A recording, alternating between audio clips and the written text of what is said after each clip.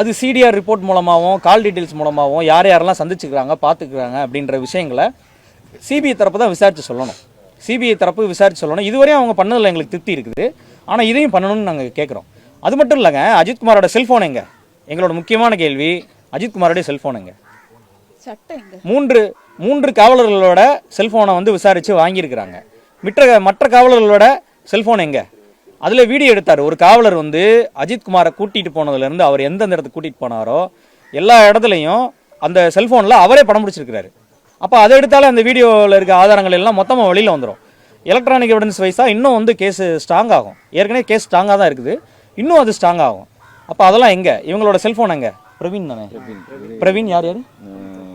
பிரவீன், அழகு பொண்ணு, அஜித்குமார், இவங்களோட செல்ஃபோன் எங்கே போச்சு? இது ஏன் வந்து பட்டியலில் இல்லை? இதுவரை 102 ஆவணங்களும் 103 சாட்சிகளும் சேர்த்துருக்குறாங்க. இந்த செல்ஃபோன்லாம் எங்கே போச்சு? கண்டிப்பாக நடவடிக்கை எடுக்கணும் சார், கண்டிப்பாக நடவடிக்கை எடுக்கணும். இப்போ உயிர் போயிருக்காதுல்ல, நிக்கிதா போய்கிட்டு சாப்பிட்டுட்டு யோசிச்சுட்டு திருப்பி வந்து புகார் கொடுக்குறாங்க. புரியுதுங்களா?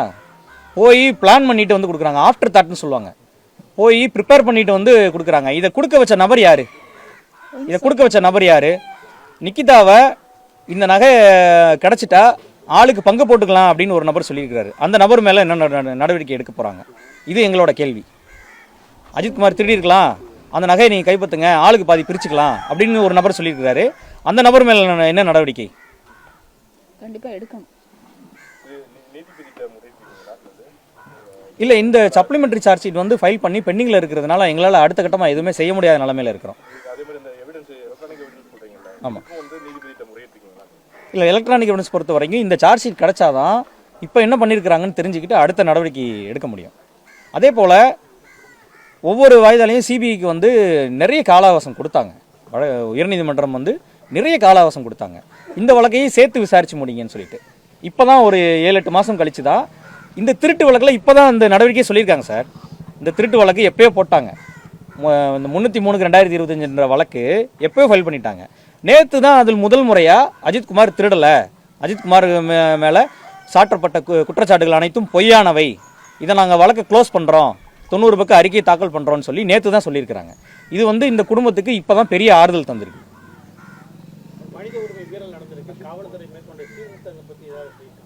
கண்டிப்பாக சீர்திருத்தம் பற்றி இன்னும் சொல்லலை, நம்ம அதை பேசணும் சார். சார், இந்த கொலை வந்து நம்ம நாட்டில் ஜனநாயகம், சட்டம் அப்படின்ற விழிப்புணர்வு மக்களுக்கும் காவல்துறைக்கு இருந்திருந்தால் இந்த கொலை நடந்திருக்காது. ஒரு கண்ணு முன்னாடி ஒருத்தரை 6 பேர் போட்டு அடிக்கிறாங்க.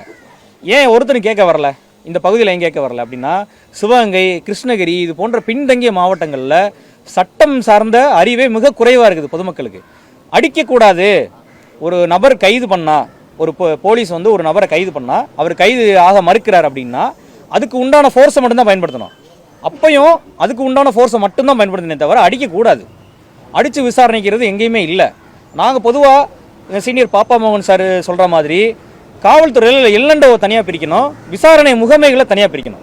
இன்வெஸ்டிகேஷன் ஏஜென்சிக்கு தனி பவர், எல்என்ஓவுக்கு தனி பவர் கொடுத்தாதான். ஏன்னா காவல்துறைக்கும் பிரச்சனை ஒரு சில அழுத்தங்கள் இருக்குது. அவங்களே எல்லா வேலையும் பார்க்க வேண்டியிருக்குது. பந்தோபஸ்து போய் கொடுக்கணும், போய் கோர்ட்டுக்கும் போய் சாட்சியை கூட்டிகிட்டு போகணும், வழக்கையும் பதிவு பண்ணணும், விசாரிக்கவும் செய்யணும். இதில் மேலதிகாரிலேருந்து அழுத்தம் வேறு வருது. இப்போ உதாரணத்துக்கு அன்றைக்கி வந்து நிக்கிதா வந்து பேட்டி கொடுத்துக்கிட்டு இருந்தப்போ காவல் நிலைய வாசல்லே வச்சு பேட்டி கொடுத்துருக்குறாங்க. அவரோட இன்னொரு நபர் வந்து கூட போயிருக்கிறார். நீங்கள் பேட்டி கொடுங்க, இந்த மாதிரி வந்து சொல்லுங்கன்னு சொல்லி கூட இருந்து தவறாக சொல்லி கொடுத்துருக்குறாங்க. நிக்கிதாவும் எனக்கு அவங்கள தெரியும் இவங்கள தெரியும் சொல்லியிருக்காங்க. அது சாட்சியை சொல்லியிருக்கிறாங்க. மாண்புமிகு 4வது கூடுதல் மாவட்ட நீதிமன்ற நீதிபதி அவர்கள் இங்கே வந்து விசாரணை அதிகாரியாக உயர்நீதிமன்ற உத்தரவு அடிப்படையில் விசாரிக்கும் போது, திருப்புவனம் அரசு பங்களாவில் வச்சு விசாரிக்கும் போது சாட்சிகள் அதை பற்றி தெளிவாக சொல்லியிருக்கிறாங்க. எப்படி வந்து நிக்கிதா வந்து இவங்களை தூண்டி விட்டு நடவடிக்கை எடுக்க வச்சாங்க, டிஎஸ்பி எப்படி வந்து உடனே இன்ஸ்பெக்டர் இருக்கிறாங்க, இன்ஸ்பெக்டர் விசாரிக்க போகிறாங்க, ரமேஷ் சார் விசாரிச்சுட்டு போகிறாரே, பொய்யா தவறாக உண்மையான எஸ்ஐ விசாரிச்சுட்டு இருக்காங்களே, அவங்கள ஃப்ரீயாக விசாரிக்க விட்டுருக்கலாம்ல. நீங்கள் எதுக்கு டிஎஸ்பி வந்து ஃபோன் பண்ணி நீங்கள் போய் தனிப்படையை போய் அங்கே விசாரிங்க அப்படின்னு சொல்லி சொல்கிறாங்க? எதுக்கு அவங்கள எடுத்துகிட்டு போய் விசாரிக்கிறாங்க? அது மட்டும் இல்லாமல் இன்னொரு முக்கியமான விஷயம் சார், இவங்க நைட் 2 மணிக்கு, அதிகாலை 2 மணிக்கு புகார் கொடுத்துருக்குறாங்க சார். 4 பக்கத்துக்கு விரிவான புகார், யார் யாரெல்லாம் அடித்தாங்க, எப்படி அடித்தாங்கன்னு புகார் கொடுத்துருக்காங்க. அந்த புகார் எங்கே சார்? அந்த புகார் இன்னும் கைப்பற்றப்படலை, அந்த புகாரை வழக்கில் சேர்க்கப்படலை. நாங்கள் தான் உயர்நீதிமன்றத்தில் டைப் செட்டில் வச்சு அதை வந்து மாண்புமிகு 4th ADJ முன்னாடி மார்க் பண்ணியிருக்கோம். அந்த ஆவணத்தை நாங்கள் மார்க் பண்ணியிருக்கோம். அந்த புகார் ஏன் வந்து இன்னும் இல்லை? அந்த புகாரின் அடிப்படையில் நடவடிக்கை எடுத்திருந்தாலே இன்றைக்கி 6 பேர் உள்ளே போயிருப்பாங்க இல்லையா? இல்லைன்னா யோசிச்சு பாருங்களேன், அந்த இது வெளியில் வரலைன்னா இதே இன்ஸ்பெக்டர் தான் ஐஓ வந்திருப்பாங்க. இந்த டிஎஸ்பி யார் அடிக்க சொல்லி கொல்ல சொல்லி உத்தரவு போட்டாரோ அந்த டிஎஸ்பி தான் அதிகாரியாக இருந்திருப்பார். அக்யூஸ்டு ஒருவேளை அஜித் உயிரோடு இருந்தால் அக்யூஸ்டாக இருந்திருப்பார். அப்போ இந்த அநீதிக்கெல்லாம் யார் காரணம்?